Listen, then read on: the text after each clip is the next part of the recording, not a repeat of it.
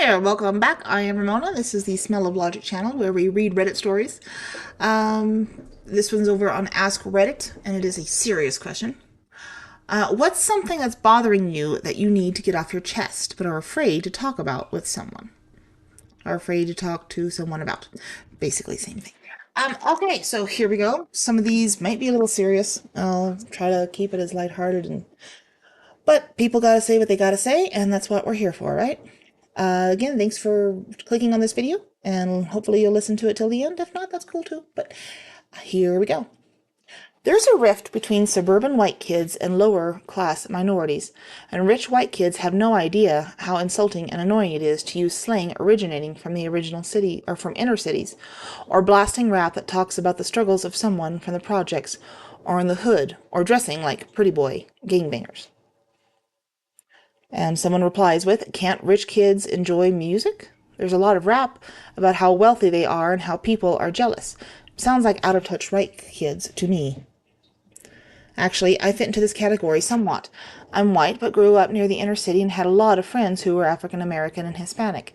Because of that, I listened to the music my friends listened to. So now I'm banging A Tribe Called Quest and use slang or in public with my friends. I just feel like I have to justify myself. There's a lot of what you describe as well, and I'm not saying you're wrong. I just wanted to offer a little different perspective. I'm extremely lonely. I try to keep my mouth shut from fear of sounding like a pathetic twat, but I really miss having friends and people I liked. People need people. Edit. I want to apologize for not replying to all. I just have a lot of messages, and but please don't think I haven't appreciated everyone's response.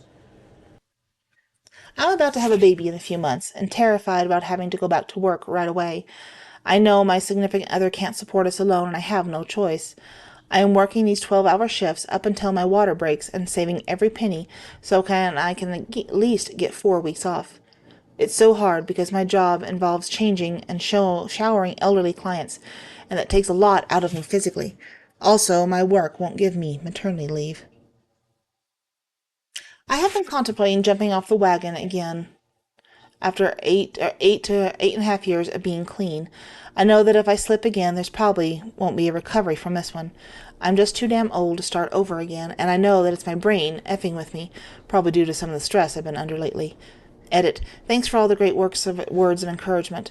I haven't done anything to endanger my sobriety other than letting the notion rattle around in my brain. I didn't use yesterday, nor today. Hopefully, I will be able to say the same about tomorrow. I've given up on life.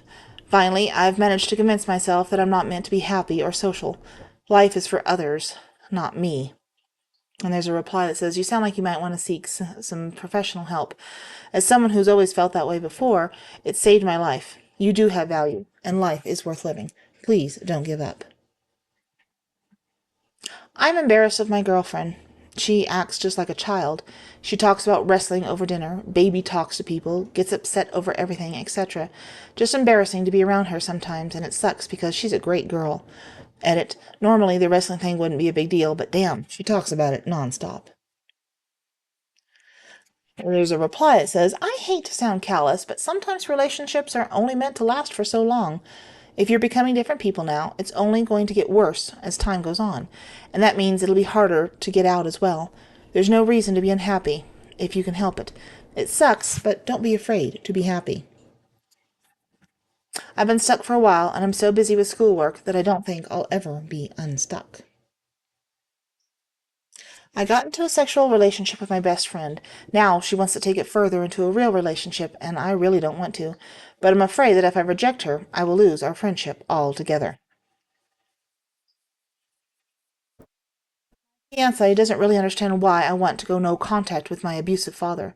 His family is so nice. I think he doesn't get how bad the family relationships can get. He doesn't understand how a parent wouldn't put their kid first, wouldn't try their hardest, wouldn't contribute positively to their family. I keep him away from my dad, so he hasn't seen any of the worst of his behavior. I'm tired of online dating. As a guy, it feels like so much work, trying to be funny, inquisitive, and confident. I'm confused about dating and relationships.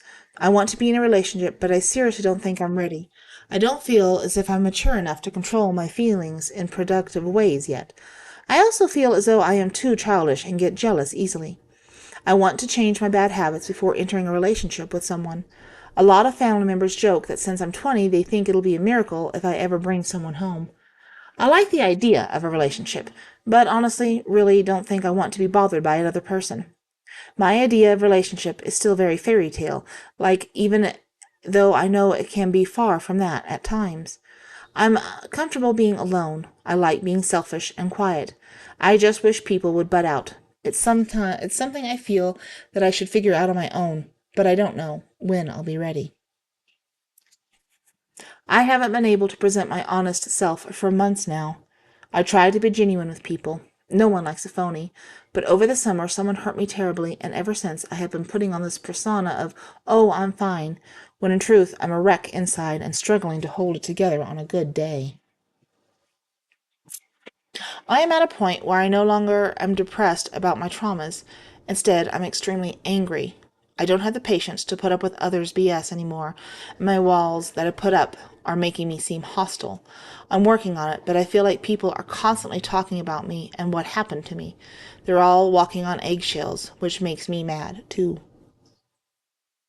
My family has ignored all of my texts, calls, and emails since Christmas. Nothing happened on Christmas that would trigger that, and it's not like them. It's weird, and I'm confused, but I'm hoping it'll blow over because I miss them. That feeling that someone is watching me at all times. My brother has a mental illness, and I don't think my parents are handling it well. He's aggressive and impulsive and gets into altercations regularly, especially with his girlfriend. He's over 18, so my parents can't force him to seek help. He started seeing a therapist, but I don't think it's helping. When he gets really bad, he threatens to hurt himself and has hurt others. I've had to physically hold him down before. It's gotten to the point where that I'm afraid that he might hurt me one of these days. Equally bad is the fear that he might hurt himself on his bad days, which is what he has threatened to do in the past. There are serious communication issues with my significant other and I. I've been trying to work on it, but most of the time he seems like he doesn't care and just wants to pretend there's nothing to talk about, like everything will magically work itself out. I'm okay to keep working on it. We've been through our ups and downs, and he is worth the effort. The part that is bothering me is that I've started having feelings towards any other people that I can communicate well with. I have the self-control to never go anywhere with those feelings, but they are destroying me. I have nightmares where I wake up in bed with a random person and I realize I've ruined my entire life. It's bad enough that I really don't sleep anymore. And there's a reply as someone who has been in that position in the marriage, don't do what I did and keep pretending that it would fix itself. He is worth fighting for, but if you feel like you are never going to get what you want, don't be afraid to make the choice to be happy. I'd be happy to listen. My inbox is open. I'm not a romantic and suck at flirting and rarely develop crushes. About 4 months ago, I met a guy in my friend's Hocho group and had a lot in common, and both are a little weird and awkward. He asked me to dance, and also shook my hand 3 times over the night. I'm pretty ugly, so having a guy ask me to a dance, is a very rare thing. Unfortunately, he left the dance early, and I haven't talked to him since. We say hi in the hallways. I doubt he even knows my name. I desperately want to ask him to get coffee or something, but I'm just so afraid. It doesn't help that my friends are going out of their way to embarrass me in front of him, such as shouting "Daddy" at him. He's very kind, and I'd love to get to know him better, but I just can't comprehend anyone wanting to go out with me. I feel like if he had a crush on me, he would have tried to talk to me by now. It's very lonely, considering all of my friends have partners as well. And there's a reply that says, he's probably having the same eternal struggle right now. If you like him, go get him. One of the worst feelings in my life was crushing super hard on this girl in 8th grade. Finally, I worked up the courage to tell her on the last day of school. She asked me why I didn't say anything sooner, because she'd like me as well. I realized the only thing stopping me from getting what I wanted was me the whole time.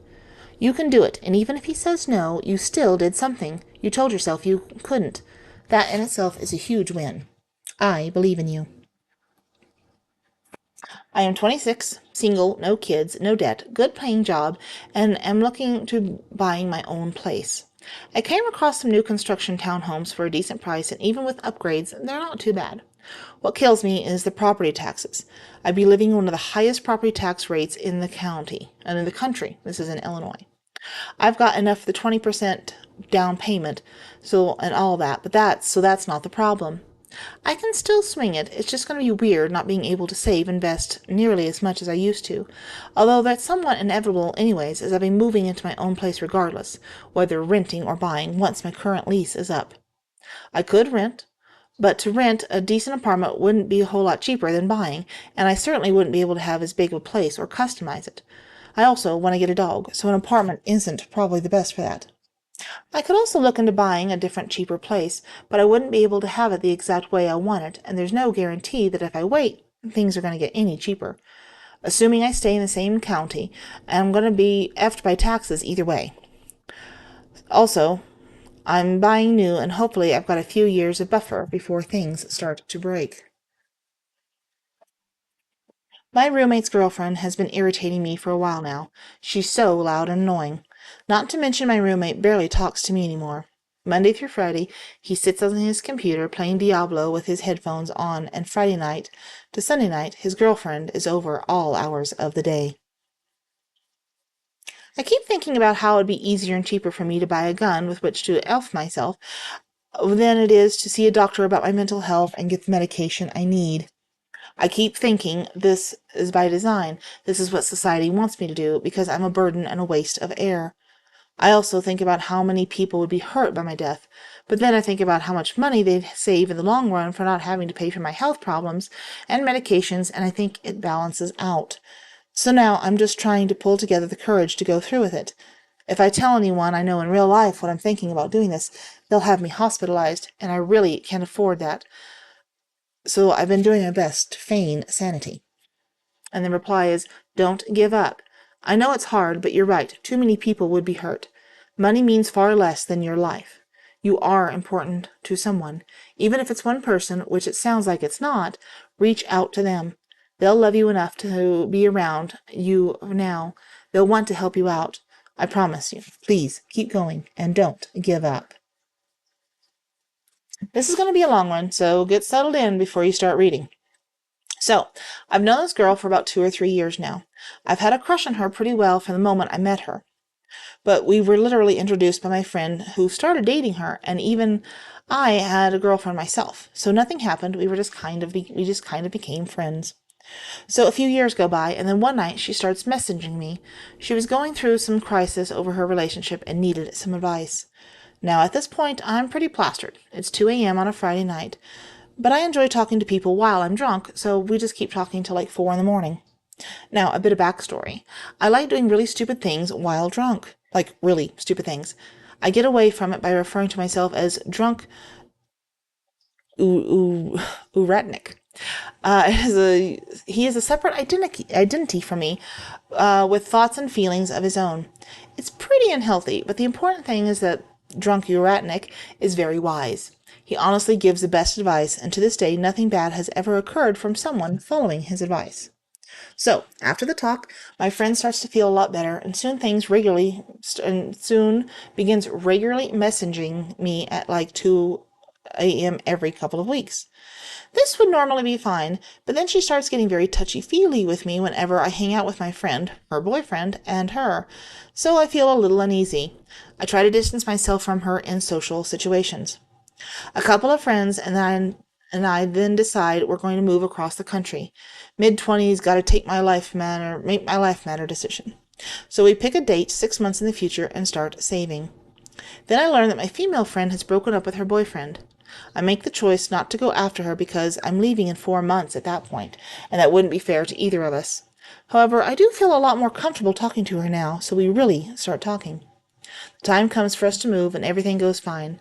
We move across the country, everything's hunky-dory, and then she messaged me asking me if she can come for a visit this week. I'm totally fine with this, and my roommates have no problems with it.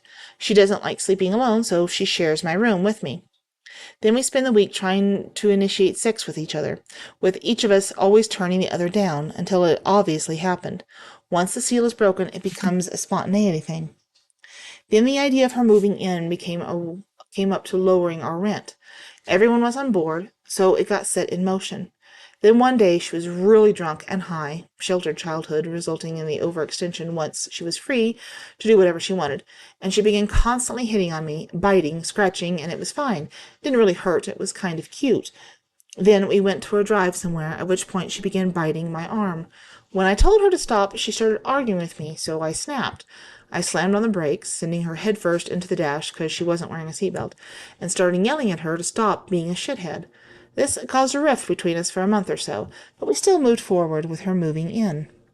She, however, didn't want to be in my room. She was a little more scared from the car accident, so she moved into my other roommate's room, where there were 4 of us in a 3-bedroom house.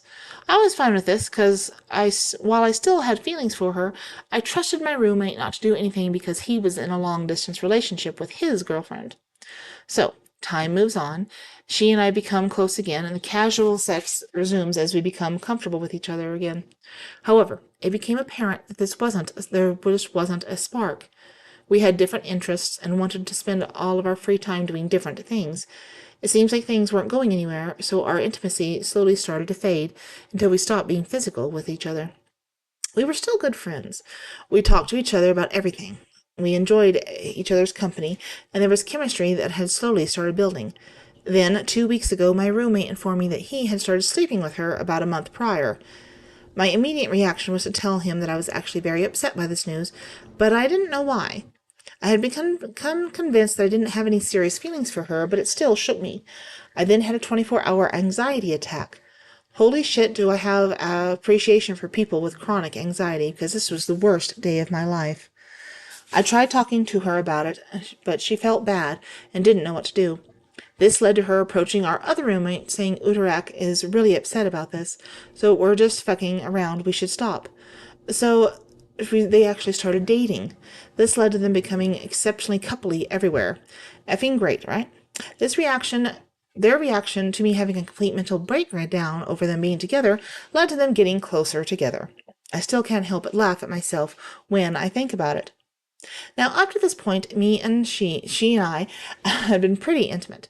We cuddled while watching TV, we joked about sex, tried to turn each other on, but once she started dating my roommate, our friendship at a core level changed. That's when I realized I was pretty sure I was in love with her. I could talk to her about anything. Being with her made her feel safe, which made me feel like I mattered.